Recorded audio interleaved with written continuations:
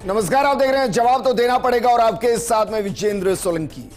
जवाब और सवाल को लेकर ही जिस तरीके से विधानसभा के अंदर एक विधायक बोली लगाता नजर आया, समझ नहीं आया कि क्या वाकई में वो एक ठग के तौर पर है, वो एक ब्लैकमेलर के तौर पर है, वो एक माननीय के तौर पर है, वो एक जनप्रतिनिधि के तौर पर है, या फिर वो किसी के लिए फंड इकट्ठा करने वाले कैशियर के तौर पर है। अब सोचिए, एक विधायक जो महज 11 महीने पहले विधायक बनता है, वो 10 करोड़ की डिमांड करता है सवाल लगाने और सवाल हटाने को लेकर। एसीबी कार्रवाई करती है, मुख्यमंत्री से परमिशन ली जाती है, क्योंकि मुख्यमंत्री खुद करप्शन पर जीरो टॉलरेंस की नीति, और राजस्थान के इतिहास में यह पहली बार हुआ है कि किसी विधायक को इस तरीके से ट्रैप किया गया।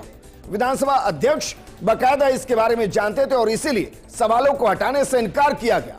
लेकिन सवाल इन सब के बीच में यही है कि क्या वाकई में माननीयों की मनमानी जनता के काम कराने के लिए नहीं, बल्कि जो काम हो रहे हैं उनको लेकर किसी को ब्लैकमेल करते हुए अपनी जेब को भरने के लिए है।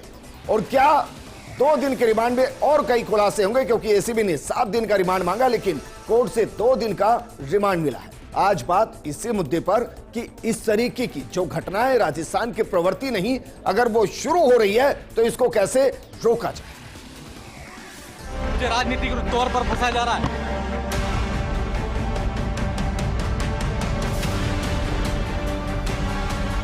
इस सारी जो डील थी वो करीब 2.5 करोड़ में हुई थी परिवादी और एमएलए साहब के बीच में।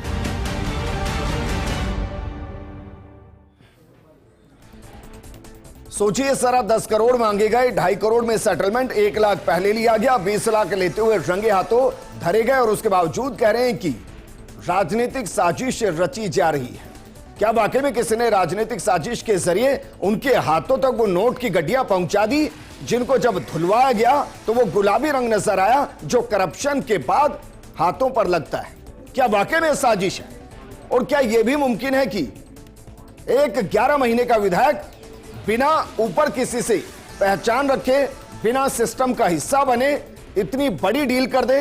क्योंकि खबर तो यह भी है कि वो धमकाते हुए कह रहा था कि इससे पहले जिनसे 10-10 करोड़ लिए हैं उनसे जाकर पूछे उनका क्या हाल किया है। इस मुद्दे पर बात करने के लिए हमारे साथ मौजूद हैं बीजेपी प्रवक्ता सुरेश गर्ग जी, कांग्रेस प्रवक्ता नितिन सारस्वत जी, और हमारे साथ रिटायर्ड पुलिस अधिकारी योगेंद्र जोशी जी हैं। योगेंद्र जी, ये तो मानेंगे कि भाई ये नजीर है राजस्थान में कि एक विधायक को इस तरीके से ट्रैप किया गया और उसकी बाकायदा परमिशन दी गई, लेकिन सबसे चौंकाने वाली बात यह कि बाकायदा एक तरीके से ब्लैकमेलर की भूमिका में विधायक नजर आ रहा था। किस तरीके की कार्रवाई हो सकती है? कोई स्पेशल टीम जांच के लिए बनती है अगर विधायक होता है, और अब आगे क्या हो सकता है? देखिए विजेंद्र जी, एंटी करप्शन ब्यूरो ने जो काम किया है बहुत अच्छा काम किया है। बीजेपी सरकार ने अच्छा काम किया है कि एक एमएलए को रंगे हाथों पकड़ा है, लेकिन जो तरीका है ना पकड़ने का, जो प्रोसीजर है एंटी करप्शन ब्यूरो का, उसमें लोकुनाज की कोई जगह नहीं है। अगर कहीं लोकुनाज रह जाते हैं तो उससे उसको अपराधी को लाभ मिलता है। देखिए, रंगे हाथों पकड़ने वाले भी, जो रंगे हाथों जिनके पास नोट की गड्डियां मिलती हैं, ऐसे कई प्रकरण हैं जिनमें उनको सजा भी नहीं मिली, उनको अभियोजन स्वीकृति तक नहीं मिली। ऐसे बहुत प्रकरण हैं। 70% ऐसे केसेस हैं जिनमें अभियोजन की स्वीकृति समय पर नहीं मिलती है और वो लोग बरी भी हो रहे हैं, आप देखिए। और 16-16 साल से अनुमति नहीं मिली अभियोजन की। ऐसे लोग हैं जो नौकरी से रिटायर हो गए, फिर भी अभियोजन स्वीकृति नहीं मिली। तो कारण यह है, इस मामले में मैं आपको बता देना चाहता हूं कि अगर नोट वहीं मौके पे मिलते, वहीं उनके हाथ धुलाए जाते, वहीं नोटों पे से रंग होता, या नोटों की सीक्वेंस वहीं होती, ये सारी की सारी चीजें वहीं होती जो सीसीटीवी कैमरे के अंतर्गत मानी जाती है। चाहे वो एसीबी के कर्मचारी के पास हो वो कैमरा, चाहे वो परिवादी के पास हो। लेकिन अगर मान लीजिए बैग इधर से उधर हो जाता है, बैग गायब हो जाता है, नोट उस समय नहीं मिलते हैं, तो इसका जो फायदा है वो आरोपी को मिलता है। देखिए, मेरा कहने का तात्पर्य है कि इस प्रकार के केसेस भारत के अंदर कोई पहली बार नहीं हुए हैं। 2005 में भी हुए थे, जब 11 सांसदों को लोकसभा के सदस्यता से निलंबित किया गया था दिसंबर 2023 में। इसी प्रकार से महुआ मोइत्रा उसने भी ऐसे ही प्रश्न ऊपर नीचे लेने के चक्कर में उसके खिलाफ भी प्रकरण दर्ज है। देखिए इसमें बहुत आसान है विजेंद्र जी, बिल्कुल क्या है, प्रश्न लगा दीजिए आप। जब प्रश्न लगता है तो सबको पता लग जाता है। आप देखेंगे, मैं एक बात बताऊं आपको कि हमारे विधानसभा अध्यक्ष में विधानसभा अध्यक्ष जी की भी तारीफ करूंगा कि भाई उन्होंने रोक दिया। नहीं, विधानसभा अध्यक्ष ने यह कहा था कि मैं जितने प्रश्नों के उत्तर मांगता हूं उतने वापस सरकारी अधिकारी कर्मचारी मुझे नहीं देते हैं। ये कितनी बड़ी बात है। तो कारण यही है कि इस प्रकार के प्रकरणों में जब प्रश्न किए जाते हैं ना तो उनके उत्तर नहीं आते, ये फिर मिल जाते हैं आपस में। एमएलए भी मिल जाता है, कर्मचारी मिल जाते हैं, परिवादी मिल जाता है, और इस प्रकार के कई सारे क्वेश्चन हैं। अगर उनकी जांच कराई जाए तो ऐसे क्वेश्चन मिलेंगे जिनका अभी तक पता ही नहीं चला विधानसभा बनने के बाद कि उनके उत्तर आए कि नहीं आए संबंधित विभाग। ठीक है सुरेश गर्ग जी, एक तो इसको क्या वाकई में बीजेपी सरकार उठाएगी मामले को कि भाई पेंडेंसी को जीरो करना पड़ेगा, क्योंकि इन सवालों के चक्कर में क्या हो रहा है देख लीजिए सारा। दूसरा, मैं नहीं जानता कि विधानसभा के प्रोसीडिंग में यह है या नहीं, लेकिन देवनानी जी ने रोका कि भाई कोई सवाल डिलीट नहीं होगा। उनको भनक हो गया, उनको बताया गया होगा, बिना उनके परमिशन के तो मुमकिन भी नहीं कि किसी विधायक के गिरबान तक पहुंच जाए कोई। सवाल मेरा है कि क्या इस तरीके के किसी कानून का प्रावधान किया जाएगा या विधानसभा के अंदर संशोधन किया जाएगा कानून में, उसके ग्रीन बुक में, कि अगर एक सवाल किसी ने पूछ लिया है, वो तारंकित हो गया है या वो अतारंकित हो गया है, तो उसको हटाया नहीं जा सकता किसी सूरत में, क्योंकि वो जनता से जुड़ा सवाल है ना। कोई विधायक उसको इरेज क्यों करे फिर? बिल्कुल निश्चित रूप से होना चाहिए। और विधानसभा अध्यक्ष ने खुद ने कहा है कि भाई मैं इस तरह की बातों पे विश्वास नहीं कर सकता है कि आपने क्वेश्चन लगाया और उसको वापस करना। तो ये देख लीजिए, भारतीय जनता पार्टी की सरकार है राजस्थान के अंदर, मुख्यमंत्री भजन लाल जी ने जब से शपथ ली जीरो टॉलरेंस की नीति पे काम कर रहे हैं। आप लगातार भ्रष्टाचारियों को पकड़ा जा रहा है, और ये तो इतिहास में पहली बार हो रहा है कि एक विधायक को गिरफ्तार किया गया है भ्रष्टाचार के आरोप में। तो ये मैं ये कह रहा हूं। और फिर आप ये देखिए कि अभियोजन स्वीकृति की बात अभी जोशी जी भी कर रहे थे। हमारे कार्यकाल में 1592 अभियोजन स्वीकृति की फाइलें आई है, उसमें से 90% अभियोजन स्वीकृति दे चुके हम। अब इससे पूर्ववर्ती सरकार का आप कंपैरिजन कर लीजिए। पूर्ववर्ती सरकार के अंदर ऑन रिकॉर्ड है सर, कहां चेक किया जा सकता है इसको? है जी, ये ऑन रिकॉर्ड है, कहां चेक कर सकते हैं? ऑन रिकॉर्ड है, ये हमारे मंत्री जी का खुद का स्टेटमेंट है। 1592 की अभियोजन स्वीकृति हमारे कार्यकाल में आई थी, ये 31 दिसंबर 2000। इसको लेकर कोई पोर्टल है जहां चेक कर सकते हैं कि भाई इतनी आई और इतनी क्लियर हो गई? वो कर सकते हैं। दूसरा मैं ये कहता हूं, एक राजस्थान संपर्क पोर्टल है, संपर्क पोर्टल पे 32,20,000 प्रकरण दर्ज हुए हमारे कार्यकाल के अंदर, लेकिन हमने उससे ज्यादा प्रकरण के 33,48,000 प्रकरण को निस्तारित कर दिया, यानी कि पुराने जो प्रकरण थे उनका भी निस्तारण किया। तो यहां पे मैं कहना चाह रहा हूं कि भजन लाल जी की सरकार निरंतर भ्रष्टाचारियों पे अंकुश लगाई जा रही है और काम कर रही है। अब आप ये देख लीजिए कि परिवेदनाओं का जो समय पिछले पूर्ववर्ती सरकार के अंदर जो 45 दिवस लगते थे वो आज 15 दिवस हो गए। तो आप बताइए किस तरीके से यहाँ पे भ्रष्टाचार को रोका जा रहा है, किस तरह से काम करना चाह रहे हैं। लेकिन योगेंद्र जोशी जी, मैं इसको लेकर थोड़ा कंफ्यूज हूं, क्या वाकई में कोई ऐसा पोर्टल है, क्योंकि मेरे लिए एक नई इंफॉर्मेशन है, जहां हम ये देख पाए कि भाई कितनी अभियोजन स्वीकृति पेंडिंग है और कितनी को क्लियरेंस मिल चुकी है कार्रवाई के लिए, ऐसा कुछ है? बिल्कुल इस प्रकार का कोई पोर्टल अलग से नहीं बना हुआ है। अगर आप एंटी करप्शन ब्यूरो से, उनके विभाग के पोर्टल से आप प्राप्त करेंगे तो आपको मिल सकता है, अन्यथा किसी प्राइवेट पोर्टल पे या राजस्थान सरकार के पोर्टल पे नहीं मिलेगा। आप एसीबी से ले लीजिए, एसीबी पक्का देगा कि कितने मुकदमे दर्ज हुए, कितने मुकदमों का निस्तारण हुआ, कितने आय से अधिक संपत्ति के हुए, किन में अभियोजन स्वीकृति मिली, कितनों में अभियोजन स्वीकृति नहीं मिली। तो इस प्रकार की चीजें एंटी करप्शन ब्यूरो के अपने पोर्टल पे जरूर मिलेगा, वो आपको बता सकते हैं। ठीक है नितिन, जिस तरीके से सारा घटनाक्रम उसने वाकई में चौंकाया है, मैं इसलिए कॉमन मैन के तौर पर थोड़ा सा परेशान हूं कि आगे समझ नहीं पाएंगे कि भाई कौन क्या सवाल पूछ रहा है और उसके पीछे की मंशा क्या है। अगर कोई सवाल हट रहा है तो उसके पीछे की मंशा क्या है, अगर किसी सवाल का जवाब कोई अधिकारी नहीं दे रहा है तो उसके पीछे की मंशा क्या है। क्या वाकई में एक ऐसे कानून की जरूरत है या विधानसभा की नियमावली में एक संशोधन की जरूरत है जो दो हो, पहला टाइम बाउंडेड जवाब मिले, दूसरा जो सवाल एक बार नोट हो गया है वो किसी भी सूरत में नहीं हटेगा और उसका जवाब भी नहीं हटेगा। ये नहीं कह सकते कि विधायक का अधिकार है कि भाई वो सवाल लगा भी सकता है, सवाल को हटा भी सकता है। देखिए विजेंद्र जी, सबसे पहले तो आपने जो दोनों बातें कही है मैं पूर्णतः और कांग्रेस पार्टी उसका समर्थन करती है, क्योंकि एक जो विधायक है उसकी जनता के प्रति और इस प्रदेश के प्रति एक जिम्मेदारी है, और वो जिम्मेदारी सबसे बड़ी है, और वो उसके साथ में संविधान की शपथ लेता है जो सबसे इंपॉर्टेंट है। इस तरीके के प्रावधान होने चाहिए, और राजस्थान ने हमेशा जो नए नियम लाए हैं, आप चाहे RTI ले लो, जितनी तरीके के जो क्रांतिकारी नियम और जो आए हैं वो राजस्थान में आए, कोशिश करेंगे यहाँ सत्ता पक्ष और विपक्ष मिलकर कि इस तरीके का आए और ताकि उनकी जवाबदेही तय हो। अब आपने इस केस की बात की, तो इस केस के 3 पहलू हैं। सबसे पहला पहलू है कि कांग्रेस पार्टी का क्या स्टैंड है। अगर कोई भी व्यक्ति भ्रष्टाचार करते हुए पकड़ा गया है, ये इतना बड़ा दुखद घटना है कि जिसमें विधायक का नाम सामने आया है कि वो रंगे हाथों इस तरीके से पकड़े गए और इस तरीके के सवाल पूछने में, जो कि एक अधिकार दिया गया है जनता के जुड़े मसले और प्रदेश से जो जुड़े महत्वपूर्ण मसले उन पर सवाल किया जा सके। लेकिन अब दूसरा पहलू जो इसका आता है, इस केस को ये जैसे हमारे प्रदेश अध्यक्ष गोविंद डोटासरा जी ने कहा कि एक स्टडी वाला केस है, क्योंकि आज हम पूरा, आप सोशल मीडिया देखिए, आप भी ये सवाल पूछ रहे हैं कि ये सवाल बहुत पहले लगाए गए, जिनमें से मैक्सिमम सवालों का जवाब दे दिया गया था कि इसके अंदर कोई अवैध खनन नहीं हो रहा। उसके बाद में भी वो व्यक्ति 2.5 करोड़ 10 करोड़ की बातें आती है, 2.5 करोड़ रुपए देने के लिए तैयार हो जाता है, अगला लेने के लिए तैयार हो जाता है। आम आदमी के दायरे में हो सकता है कि 1% ना हो कि यह सवाल पूछा गया और इसका उत्तर मिला, लेकिन जो विधायक है और जो दूसरा परिवादी है उसको तो पता ही होगा ना कि इसका किसका जवाब मिल चुका है। दूसरी बात तो हमारा यह है कि सबसे पहले तो इस चीज की पूरी तह तक जांच होनी चाहिए, सारी चीजें होनी चाहिए। दूसरी बात, कल जब मैंने ACB के DG थे और आप विधानसभा अध्यक्ष है, दोनों के अगर बयानों को मैच करेंगे तो उन्होंने कहा कि पहले हमने विधानसभा अध्यक्ष को इन्फॉर्म किया और उसके बाद कार्यवाही की। विधानसभा अध्यक्ष कह रहे हैं कि कार्यवाही करने के बाद में हमें इन्फॉर्म किया।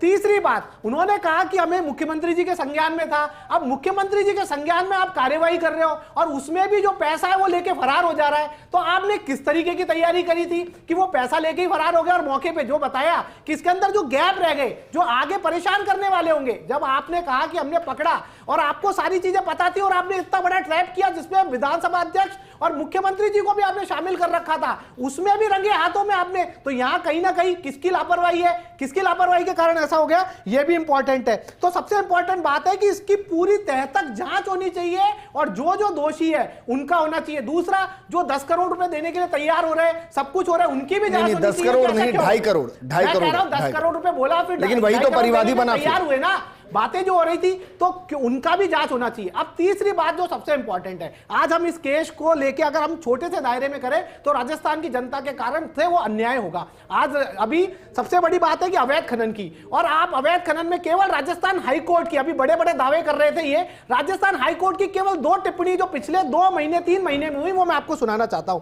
हाई कोर्ट ने बोला कि पुलिस प्रशासन की लचर व्यवस्था के कारण यहां पे जो अवैध खनन हो रहा है उस पे कोई रोक नहीं है, इसलिए हम CBI को नियुक्त करते हैं। CBI 2 महीने अपने काम करती है, उसके बाद में CBI हाई कोर्ट में क्या जवाब देती है वो और भी इंटरेस्टिंग है। CBI कहती है कि राज्य पुलिस सहयोग नहीं कर रही है, हम जांच ही नहीं कर सकते। अब आप बाहर से किसी को बुलाओ, चाहे कुछ भी करो और जांच करो, ये हमें सहयोग ही नहीं कर रहे इनकी लचर व्यवस्था के कारण। दूसरी बात, हमने लगातार देखा कि 450 बार से ज्यादा पुलिस पिट चुकी है पिछले 1 साल में। आप न्यूज क्या सुनने में आती है, खनन माफियों ने बना दी 6 किलोमीटर अवैध सड़क और सत्ता और प्रशासन कुंभकर्ण की नींद सो रहा है। पुलिस ने बजरी का डंपर पकड़ा, बदमाश आए, धक्का दिया और बजरी की गाड़ी छीन ले गए। और अगला, किरोड़ी लाल मीणा जी कहते हैं, जो कि कैबिनेट मंत्री है, कि रोजाना 7 करोड़ की बजरी चोरी हो रही है, लेकिन मेरी सुनने वाला नहीं है कोई। दूसरी सुनिए, अरे सुनिए, अरे कितना किया था वो भरतपुर के अंदर, महाराज जी जल के लगे थे, महाराज जी के साथ में क्या हुआ था, आत्महत्या करनी पड़ी थी, किस तरीके से 5 साल तक आपने भ्रष्टाचार किया। अरे ये तो बता दो आपने अभियोजन स्वीकृति कितनी दी थी, आप ये तो बता दो अभियोजन स्वीकृति कितनी दी थी। क्यों आपके पूर्व मुख्यमंत्री अशोक गहलोत को कहना पड़ रहा था कि हमारे शिक्षा मंत्री भ्रष्टाचार में लिप्त है? क्यों अशोक गहलोत जी को कहना पड़ रहा था कि PWD के इंजीनियर और ठेकेदार भ्रष्टाचार में लिप्त है? क्यों कहना पड़ रहा था? दोनों रुकिए। सुरेश गर्ग जी 1 मिनट, सुरेश गर्ग जी 1 मिनट भाई, Suresh Garg ji 1 minute, Nitin 1 minute please, 1 minute. Suresh Garg ji, अरे सर सुनिए ना 1 मिनट, अरे भाई आंकड़े दे दीजिए ना, कोई बात नहीं। सुरेश गर्ग जी 1 मिनट, नितिन भाई आप 1 मिनट सुनिए ना, नितिन 1 मिनट भाई, अरे भाई आपके पास ही आ रहा हूं, 1 मिनट। सुरेश गर्ग जी 1 मिनट, सुरेश गर्ग जी, सुरेश गर्ग जी, सुरेश गर्ग जी, सुरेश गर्ग जी 1 मिनट भाई। नितिन आपने जितना भी कहा, मेरा सप्लीमेंट्री सवाल सिर्फ एक है, उसका भी जवाब आप दीजिएगा। पहला सवाल यह कि कांग्रेस के 5 साल में अभियोजन की कितनी स्वीकृति मांगी गई और कांग्रेस ने कितनी स्वीकृति दी, पहला सवाल है। दूसरा सवाल है कि कांग्रेस के दौर में अवैध खनन के खिलाफ कितनी कार्रवाइयां 5 साल में की गई। अब देखिए, उसके बाद में मैं दोनों का भी सवाल दूंगा, पहले अपनी बात जवाब कंप्लीट जो करूंगा। पूछा है, आपको एक मिनट हम बोल रहे हैं ना 90% दे चुके हैं। सुरेश गर्ग जी, एक मिनट भाई। कितनी दिए? 50% की अभियोजन स्वीकृति दी थी। भ्रष्टाचारी है, पूरे 5 साल तक भ्रष्टाचार में लिप्त रहे हो आप, पूरे 5 साल तक भ्रष्टाचार में लिए। इस राजस्थान को कर्ज में मिटा के रख दिया था आपने, राजस्थान को कर्ज में मिटा के रख दिया था। आपके पूर्व मुख्यमंत्री को धंधे में बैठना पड़ा था, क्या स्थिति थी आपकी? बातें कर रहे हैं आप यहाँ के। एक मिनट भाई, एक मिनट सुरेश गर्ग जी, एक मिनट। नितिन, एक मिनट भाई। नितिन बताइए ना भाई, कांग्रेस के टाइम में कितनी अभियोजन स्वीकृति मांगी गई, कितनी स्वीकृति दी कांग्रेस के टाइम में? कांग्रेस के टाइम में जहां भी केस, अरे जहां भी नहीं, आंकड़ा बताइए भाई। नितिन आंकड़ा बताइए। मैं पूछ रहा हूं कि भाई 2018 से 2023 तक कितनी 50% भी अभियोजन स्वीकृति नहीं दी। ये झूठ बोल रहे हैं चैनल पे आके, जिस तरीके से राहुल गांधी दिल्ली में झूठ बोलता है, जैसे कांग्रेस के प्रवक्ता यहाँ झूठ बोल रहे हैं। 50% से ज्यादा दी थी और हम कह रहे हैं कि 1592 की अभियोजन स्वीकृति में से 90% अभियोजन स्वीकृति दे चुके। आंकड़े बताइए, आंकड़े बताइए, आप इधर उधर की बातें मत करिए। आपके टाइम पे कितना अवैध खनन हुआ? नितिन एक मिनट। नितिन भाई, बेसिक सवाल है ना। नितिन मैं राजस्थान में नया नहीं हूं, मैं इसलिए पूछ रहा हूं आपसे। बताइए ना जरा कि कांग्रेस के 5 साल में 2018 से 2023 तक कितनी अभियोजन स्वीकृति मांगी गई और कितनी क्लियर की? मैं बिल्कुल, विजेंद्र जी आप नए नहीं है ना, मैं नया हूं। मैं बिल्कुल आपको बोल रहा हूं, आपने तमाम डिबेट की, मैंने कहा 85% हमने किया। झूठ बोल रहे हैं। सुनिए मेरी बात, सुनिए मेरी बात, आंकड़े बताओ ना, मेरी बात किस हिसाब से बता रहे हो? टोटल कितनी आई थी, कितने दिए थे बताइए। बिल्कुल आप टोटल कितनी आई थी, कितने आए थे? मैं बता रहा हूं ना, 1500 आई थी हमारे।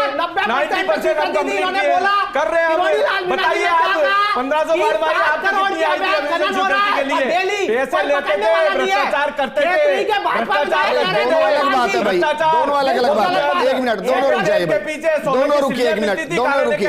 योगेंद्र जी, एक मिनट। योगेंद्र जी भाई, पहले तो नितिन 2 चीजें हैं। विधानसभा अध्यक्ष ने जो कहा, यह संभव नहीं है कि विधानसभा अध्यक्ष के परमिशन के बिना किसी विधायक को टच किया जाए।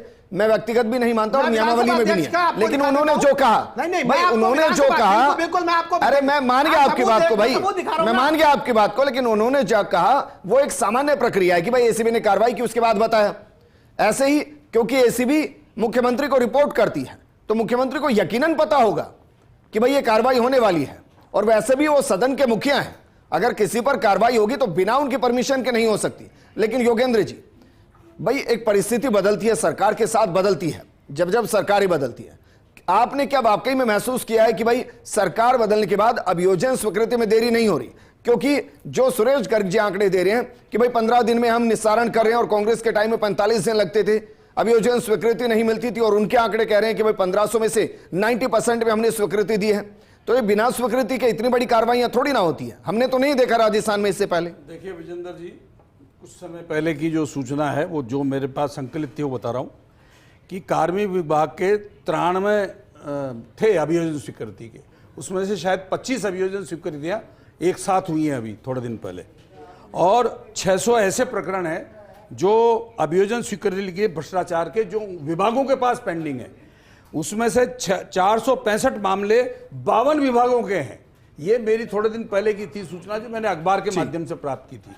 और अभी ये जरूर है कि जितनी अभियोजन स्वीकृतियां अभी बीजेपी के शासन में मिली हैं, उससे ज्यादा कांग्रेस के शासन में अभियोजन स्वीकृतियां नहीं मिली थी, ये तो बिल्कुल पक्की है।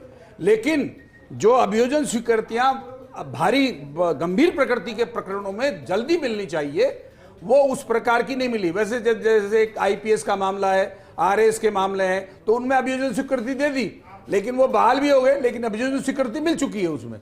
तो जो ऐसे अधिकारी जो कांग्रेस के शासन में जिनकी अभियोजन स्वीकृति नहीं मिली थी, उनमें से कुछ अधिकारियों की अभियोजन स्वीकृति, चाहे वो आईपीएस हो चाहे आईएएस हो, उनकी अभियोजन स्वीकृति अभी मिली है। लेकिन फिर भी अभी ये जो स्वीकृतियां बहुत बाकी हैं और 17A ऐसा सेक्शन है इसका एंटी करप्शन ब्यूरो का कि आपको पहले विभाग का अध्यक्ष से परमिशन लेनी पड़ेगी, तब आप आय से अधिक संपत्ति में कार्रवाई कर सकते हैं। एंटी करप्शन ब्यूरो में जहां नकद पैसे वसूल करने हो, किसी से बरामद करने हो, ये कहीं लिखा हुआ नहीं है कि पहले आप उनकी अनुमति प्राप्त करेंगे या विभाग अध्यक्ष की अनुमति प्राप्त करेंगे फिर आप उसको भ्रष्टाचार के पैसों को लेके पकड़ेंगे। नहीं, उसमें आप उनको बाद में, आज भी कोई प्रकरण एमएलए एमपी के खिलाफ होगा तो उस प्रकरण दर्ज होने के बाद में उनको गिरफ्तार करने के बाद तुरंत सूचना देने का प्रावधान है, न कि पहले अनुमति लेने का कोई प्रावधान है।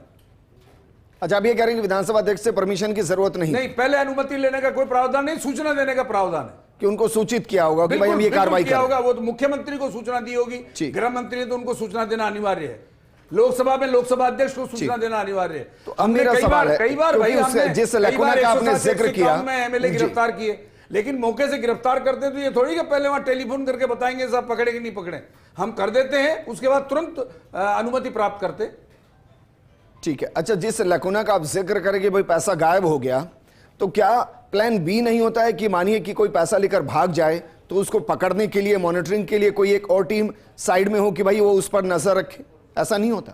देखिए, मैंने एंटी करप्शन ब्यूरो में भी काम किया है और इस प्रकार से रिश्वत लेते देते लोगों को पकड़ा है। 1 साल रहा था मैं ये जानता हूं कि एंटी करप्शन ब्यूरो का जो प्रोसीजर है वो ऐसे चलता है केस डायरी की तरह। ऊपर कंप्लेनेंट आता है, आपने फिर क्या किया, कंटिन्यू चलता है, उसके अंदर ब्रेक नहीं होता। और उसके अंदर सीसीटीवी फुटेज है तो सीसीटीवी फुटेज लगेंगे आगे के। अगर उसके बीच में कोई चीज गायब हो गई है तो उसको प्रूव करने के लिए एंटी करप्शन ब्यूरो को सीसीटीवी और गवाह जो वहां मौजूद हैं वो देने पड़ेंगे। ये साधारण गवाहों पे, आंखों देखी खबरों पर ये चीज एंटी करप्शन ब्यूरो पे नहीं चलती है। ठीक है, उसके लिए एक और सवाल, क्योंकि आपने एक और कंफ्यूजन खड़ा किया कि भाई सबूतों के अभाव में छूट जाते हैं। अगर मैं गलत नहीं तो इस वक्त तो जो मोबाइल फोन पर बातचीत है उसको भी एडमिसेबल माना गया है, व्हाट्सएप मैसेज को भी एडमिसेबल माना गया है। अब जो पूरी की पूरी रिकॉर्डिंग है जिसका कुछ सारांश भी सामने आया तो उसको भी तो एडमिसेबल माना जाएगा ना, कि विधायक कह रहा है कि हाँ भाई चाहिए पैसे, मैं जयपुर आ रहा हूं, इतने बजे मिलिए, या नहीं हो गए?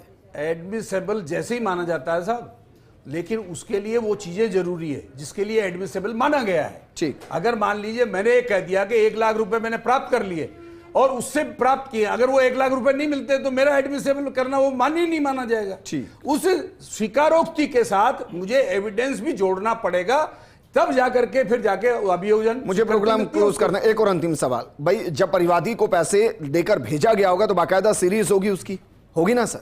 तो जो बरामद हुई है उस सीरीज के साथ मैच किया गया होगा, जो विधायक के किसी भी सहयोगी से मिले होंगे, ये काफी नहीं है? नहीं, ये देखिए जो पैसे दिए, 2 तरह के पैसे होते हैं।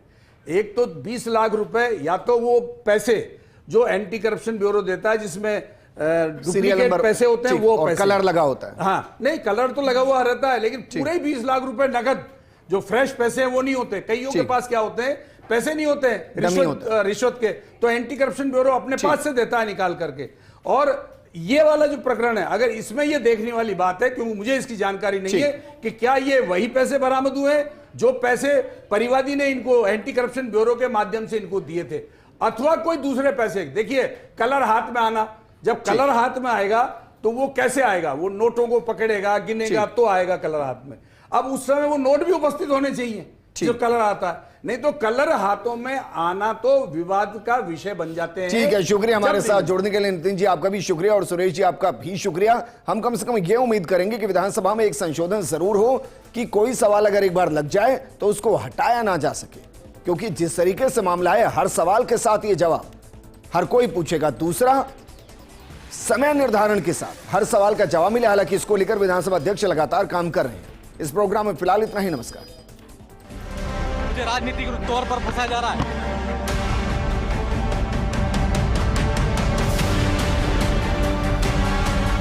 ये सारी जो डील थी वो करीब 2.5 करोड़ में हुई थी परिवादी और एमएलए साहब के बीच में।